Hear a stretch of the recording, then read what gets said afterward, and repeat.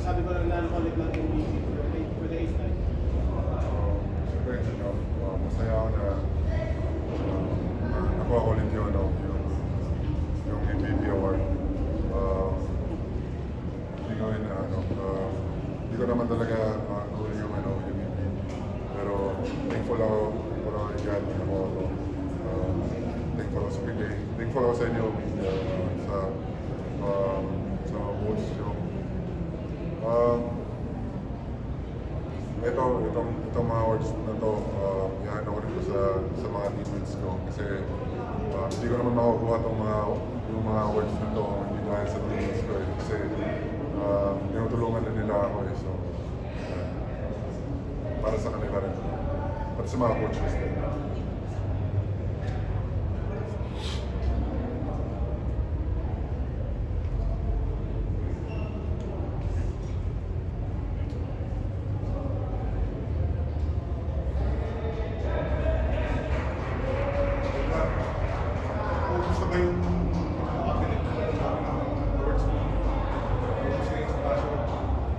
Papagawa ko extension. So, hindi na naman. Siyempre, thankful tayo sa blessings na binigay ni God. And kung may darating na awards, tatanggapin ko, lalagay ko sana yun. Kasi hindi naman tayo habang buhay maglalaro eh. So, hanggang kaya natin maglaro. Collect natin to. Pag natapos na yung career ko, may babalikan ako, may tutunan na ako. So, man. Hindi ka masasawa hindi naman.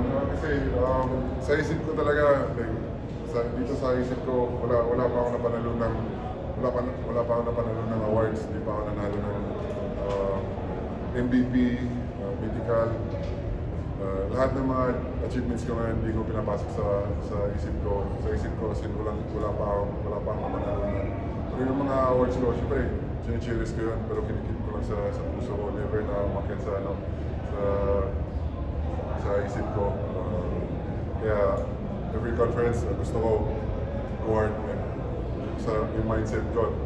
Dapat gusto ko manalo ng first championship ko. So, yun yung lagi ko every start ng conference, every season. Gusto kong manalo ng championship. Gusto kong manalo ng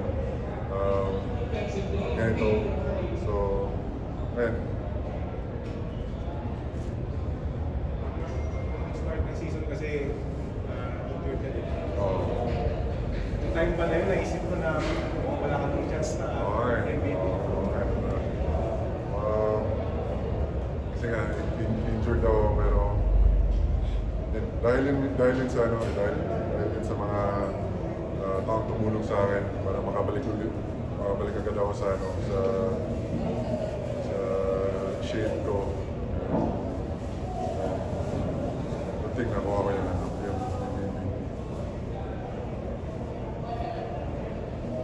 Seryoso ka ba ito sa sana next year?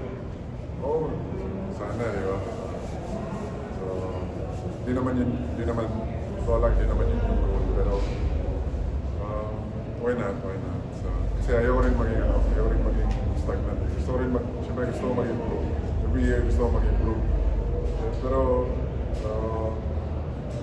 hindi na rin ako bumabata eh, di ba? Still, bibigay ko pa rin yung best.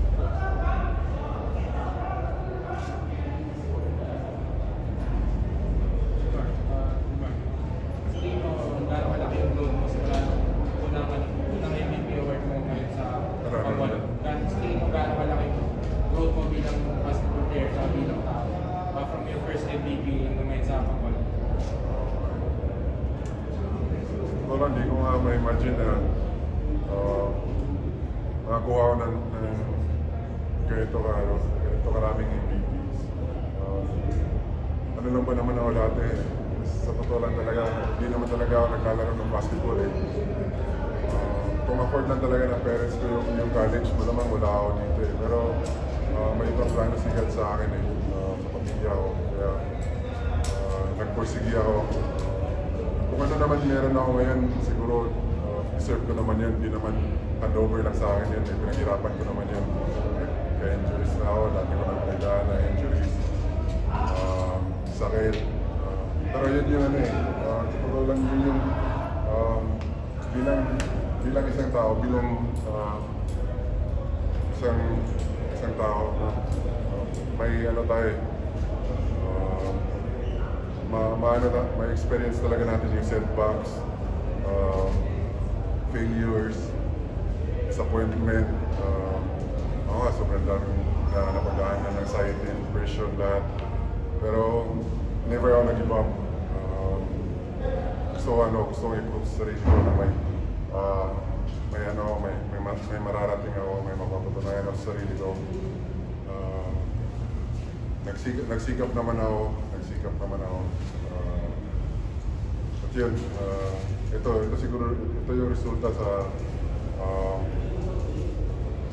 mga pinagagawa ko, sa pagtsatsaga ko. So, ayan. Ngayon kasi namin na yung MVP mo ni Mon Fernandez na Alvin Patrimonio combined, kasi tig-apat sila yun, na napantay mo na yung combined MVP nila. Anong masasabi mo sa season na yan? Siyempre, masaya ako sa na-achieve ko. Pero sila, Papa naman at saka si Sir Alvin, iba naman yung ano nila eh. Sila talaga yung sila yung barometer talaga sa sa MVP. Tapos, siyempre, respect sa kanila. Sila yung nag-set ng standard sa PBA. Kami mga nasunod lang kami sa yapak nila.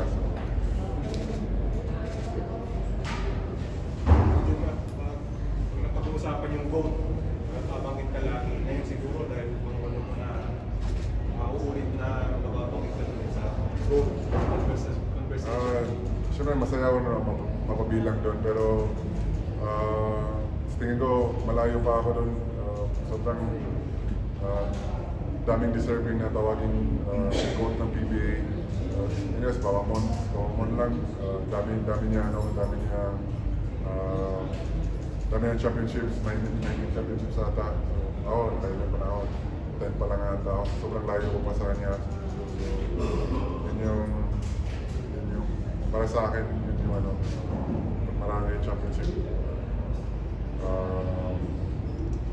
Doon yung hanggang malatawag na para sa akin, si Papa Mon, sobrang daming deserving na tawagin ko. So, masaya na ako, mapabilang na ako.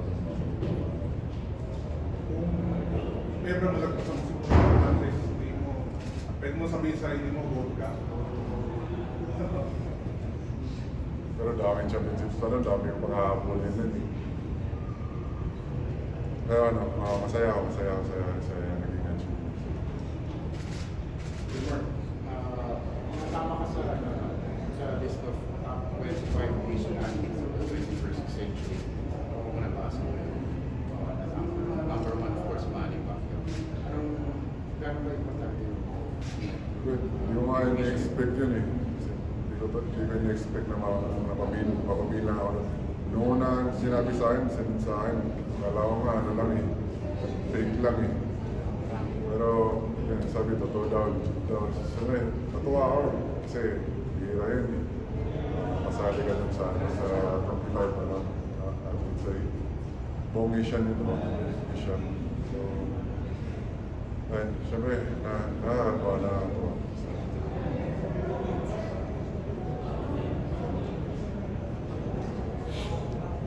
Maraming salamat sa inyo. Maraming salamat sa inyo.